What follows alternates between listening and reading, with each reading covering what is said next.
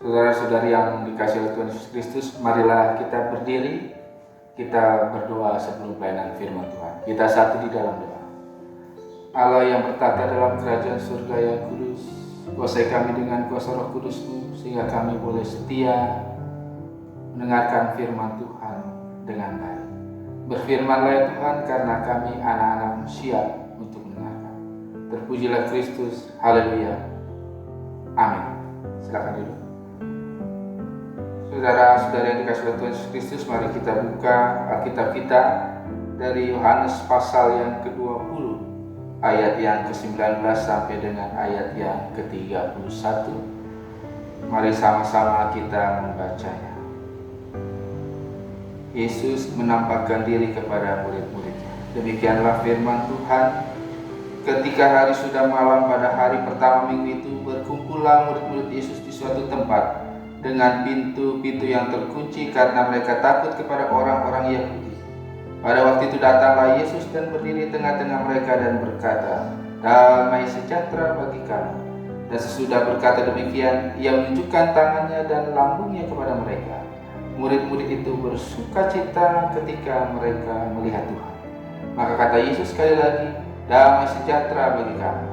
Sama seperti Bapa mengutus aku, demikian juga sekarang aku mengutus kamu." Dan sudah berkata demikian, Ia mengembusi mereka dan berkata, "Terimalah Roh Kudus.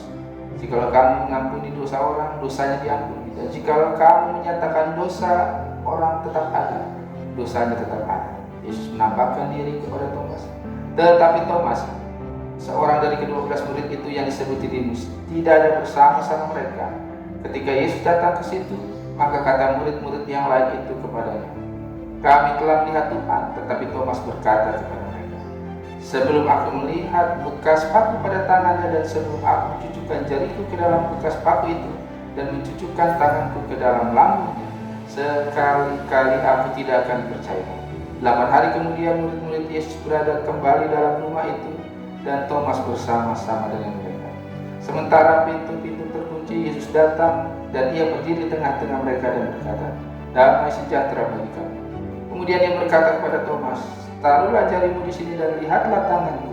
Ulurkanlah tanganmu dan cucukkan ke dalam lambungku, dan jangan engkau tidak percaya lagi, melainkan percayalah." Thomas menjawab dia, "Ya Tuhanku dan Allahku." Kata Yesus kepadanya, "Karena engkau telah melihat aku, maka engkau percaya. Berbahagialah mereka yang tidak melihat namun percaya." Maksudnya Injil ini dicatat. Memang masih banyak tanda lain yang dibuat Yesus di depan mata murid-muridnya yang tidak tercatat dalam kitab ini. Tetapi semua yang tercantum di sini telah dicatat supaya kamu percaya bahwa Yesuslah Mesias, Anak Allah, dan supaya kamu oleh iman memperoleh hidup dalam namanya. Sedemikian jauh pembacaan firman Tuhan. Yang berbahagia kita yang melakukannya dalam kehidupan kita hari lepas hari. Haleluya. Saudara-saudari yang terkasih di dalam Tuhan Yesus Kristus, di minggu Paskah kedua pagi ini diberi tema saksi iman adalah membawa damai sejahtera. Ada dua hal yang kita pahami. Yang pertama, peran kita menjadi saksi iman itu. Yang kedua, kita sebagai pembawa damai sejahtera di tengah-tengah kehidupan kita hari lepas hari. Saudara-saudara yang dikasihi oleh Tuhan Yesus Kristus, peristiwa kebangkitan Yesus diwarnai dengan berbagai cerita. Yang pertama, pagi-pagi benar perempuan-perempuan ke kubur Yesus dan terkejut bahwa mayat Yesus sudah tidak ada. Kemudian peristiwa-peristiwa penampakan Yesus kepada murid-murid, dan ada juga sebuah peristiwa yang sangat mencengangkan hati ketika Mahkamah Agama melakukan sebuah penyelewengan kekuasaan uang menjadi suap dan berkolaborasi dengan kabar bohong atau hoax yang ditekankan kepada para penjaga makam Yesus, di mana mereka harus berkata kepada banyak orang bahwa Yesus tidak bangkit, tetapi mayatnya dicuri oleh murid-muridnya. Nah, saudara-saudari yang terkasih di dalam Tuhan Yesus Kristus, kalau kita melihat peristiwa kematian Yesus, situasi yang dialami oleh orang murid-murid sedemikian kacau, sedemikian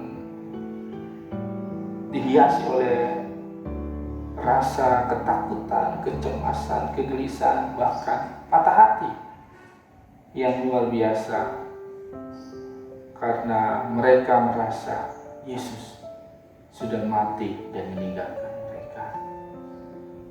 Kemudian kita lihat dalam pasal ini, ketika mereka juga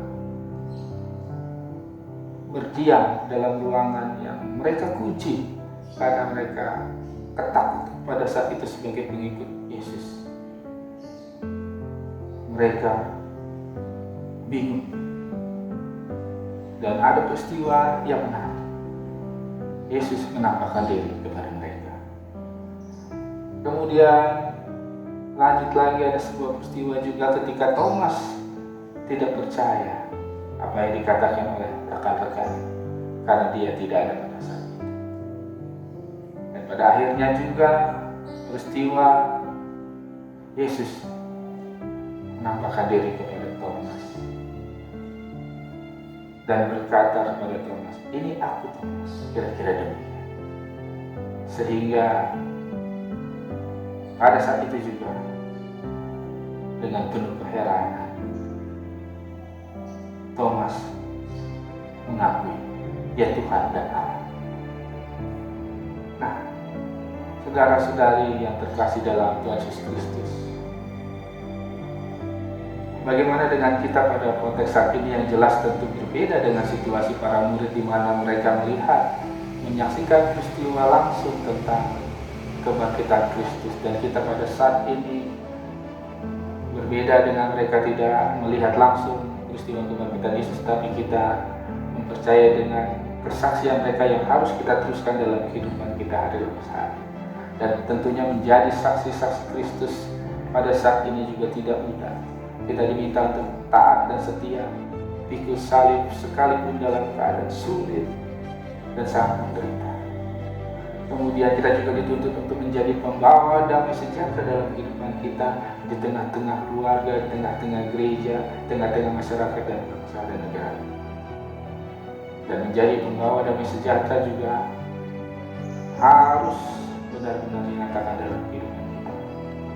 Seperti ketika Yesus berkata kepada murid-murid, "Damai sejahtera bagi kamu sekalian."